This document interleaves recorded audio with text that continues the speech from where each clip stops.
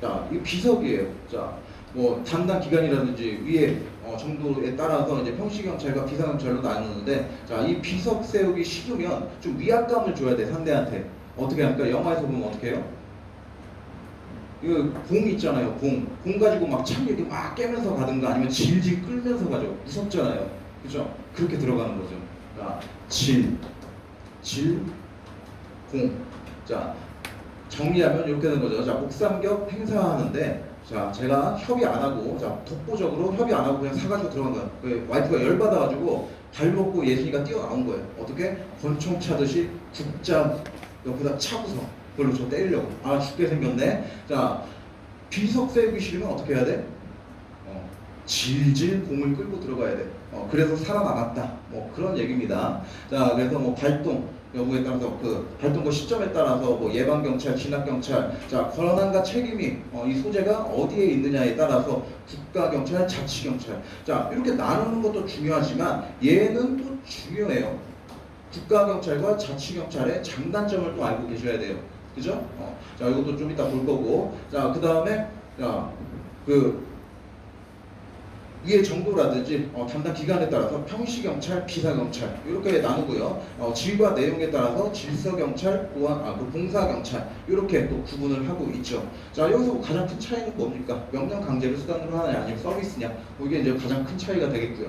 자, 그래서 이거 구분하는 거 어렵진 않아요. 하지만 중요해요. 자, 그런데 나오면 여러분들이 3초짜리 문제예요. 그냥 툭 풀 수 있는 문제. 자, 조금 여러분들한테 조금 신경 쓰게 만들려면은 이 사례로 구분을 하게끔 만들 수도 있어요. 그거는 이제 조금 생각을 좀 하셔야 되고. 자, 그래서 이것도 이제 좀 구분을 좀 이렇게 해주시면 되겠고. 자, 그러면 자 11번 한번 보도록 할게요. 자, 상권 분립 사상에 따라서 행정경찰과 사법경찰로 구분할 수 있으며 형식적 의미의 경찰은 행정경찰에, 실질적 의미의 경찰은 사법경찰에 해당한다. 이거는 요 내용은 아니지만, 자, 이거는 이제 틀렸다고 했죠. 자, 12번 한번 보겠습니다. 행정경찰과 사법경찰의 구분은 상권 분립 사상이 투철했던 프랑스에서 확립된 것이다. 자, 그렇죠. 이거는 어디에서 구분하고 있었죠? 죄와 형벌법전 제18조에서 구분을 하고 있었죠. 자, 그래서 이거는 옳은 내용이 되겠습니다. 12번은 옳고요. 자, 13번 한번 보도록 할게요. 자, 국가경찰과 자치경찰의 장단점 중, 자, 조직 운영 개혁이 용이한 것은 국가경찰의 장점에 해당한다. 이거 말도 안 되는 거죠. 뭐 하나 바꾸려면 몇십 년씩 걸리는데 뭐 장점이에요. 그죠? 자, 이건 뭐가 되겠습니까? X가 되겠고, 어디 이런 거 조직 운영의 개혁이 유명한 것은 어디입니까? 자치경찰의 장점에 들어가는 거죠. 자, 그래서 국가경찰, 자치경찰 장단점 간단하게 한번 생각을 해보면은, 자, 국가경찰의 이제 장점 같은 경우에는, 자, 국가 권력을 배경으로 하기 때문에 어떤 강력한 기능, 어떤 집행력 이런 것들을 발휘할 수가 있겠죠. 그죠? 이게 장점에 해당하는 거고, 그리고 통계의 정확성, 그죠? 통계도 정확할 것이고. 자, 그리고 타행정기관과 이건 협조도 굉장히 용이할 겁니다. 그리고 전국적이고 강력적인 범죄, 자, 이런 것도 대처하기 굉장히 유리하겠죠. 자, 이것들이 우리 국가경찰의 장점이 됩니다. 자, 그런 거, 이런 것들 이제 상대적으로 이런 것들을 못하면 자치경찰의 단점이 되겠죠. 이런 것들 좀 생각을 해주시면 되겠고요. 자, 그리고 이제 14번으로 한번 넘어가 보도록 하겠습니다. 자, 개인의 권리와 법익의 불가침성은 공공의 안녕의 제1요소이다. 이렇게 나와요. 자, 이거는 우리 경찰의 임무에 관련한 문제예요. 그죠? 우리 경찰의 임무 여러 가지가 있지만, 자, 첫 번째로 뭐가 있습니까? 첫 번째로 공공의 안녕과 질서. 그러니까 이게 뭐예요? 질서 유지 작용. 질서 유지하는 거. 자, 이게 우리 이제 첫 번째 임무예요. 자, 그 다음에 뭐 범죄 수사라든지 그리고 치안 서비스라든지 이런 것들 다 경찰이 하는 겁니다. 근데 우리 경찰학에서 두 번째, 세 번째 이런 것들은 잘 안 다뤄요. 자, 사법경찰은 사법 분야에서 하는 거고, 사법경찰이 하는 거고. 자, 그리고 서비스 같은 경우는 뭐 서비스 모르는 게 누가 있어? 뭐 중요하지도 않고. 그래서 그 부분은 잘 안 다뤄요. 그래서 요거는 근데 알고 계셔야 돼요. 뭐가 있을까요? 자, 뭐 했던 거 또 나오네. 그쵸? 뭐요? 사회, 공공의 안녕과 질서에 대한 위험 방지. 자, 위험 방지하는 거. 자, 요거를 알고 계셔야 돼요. 자, 이게 우리 이제 첫 번째 가장 중요한 임무가 되겠는데, 자, 여기에서 중요한 건 뭡니까? 이 안녕의 요소라든지, 그죠? 안녕의 요소라든지 이 질서의 개념이라든지 자 위험도 여러 가지가 있어요. 그죠? 이런 것도 잘 알고 계셔야 돼요. 자, 그래서 이 안녕이라는 개념. 자, 이 안녕의 요소에는 자, 세 가지가 있었어요. 자, 어떤 것들이 있었죠? 우리 쓰지 말고 말로 합시다. 말로. 자, 첫 번째 뭐가 있었습니까? 가장 중요한 거 뭐에 대한 불가침? 그렇죠.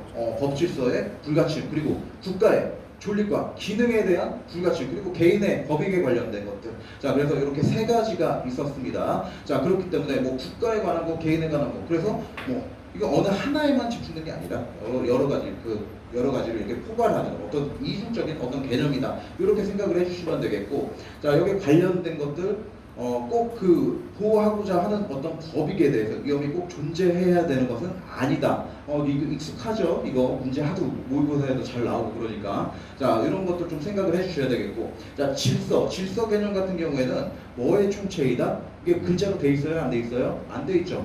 불문규범의 총체이다. 자, 이런 개념은 가면 갈수록 어떻게 되고 있습니까? 축소되고 있습니까? 확대되고 있습니까? 축소되고 있죠. 자, 뭐 스토커법이라든지 자꾸 뭐 이런 법들이 생기잖아요. 옛날에는 그죠? 다 어렸을 때 기억 있죠? 쫓아다녀봤어요? 안 다녀봤어요? 마음에 드는 사람 가봤죠? 저도 가봤어요. 쫓아가봤어요. 자, 이렇게 아름다운 어떤 추억이 될 수 있던 것들도 지금은 이제는 범죄가 됩니다. 그죠? 자, 이렇게 이제 점점 그 질서 분야는 점점 축소되고 있어요. 자, 그리고 이런 질서라는 개념은요, 자, 우리 경찰권 집행에, 경찰권 행사하는데 어떤 그 근거로 사용될 수 있기 때문에 엄격한 합헌성을 요구받아요. 이것도 알고 계셔야 됩니다. 자, 그래서 뭐 이런 내용들이 있고, 자, 위험에서는요, 자, 구체적 위험 그리고 추상적 위험이 있습니다. 요거 알고 계시죠? 자, 구체적 위험과 자, 추상적 위험. 자, 우리 경찰은 자, 위험이 있을 때 경찰이 개입을 합니다. 그죠? 개입을 해요. 자, 근데 언제? 적어도 어떤 위험이 존재할 때, 적어도 추상적 위험이 있을 때, 자, 이럴 때 경찰이 개입이 가능하다고 그랬어요. 자, 이건 왜 어떻게 이렇게 어떤 기준으로 이렇게 구분을 한 겁니까? 위험의 현실성 여부에 따라서 이렇게 구분을 합니다. 자, 그러니까 위험이 내 눈앞에 바로 있어. 자, 그러면 그걸 우리 구체적 위험이라고 해요.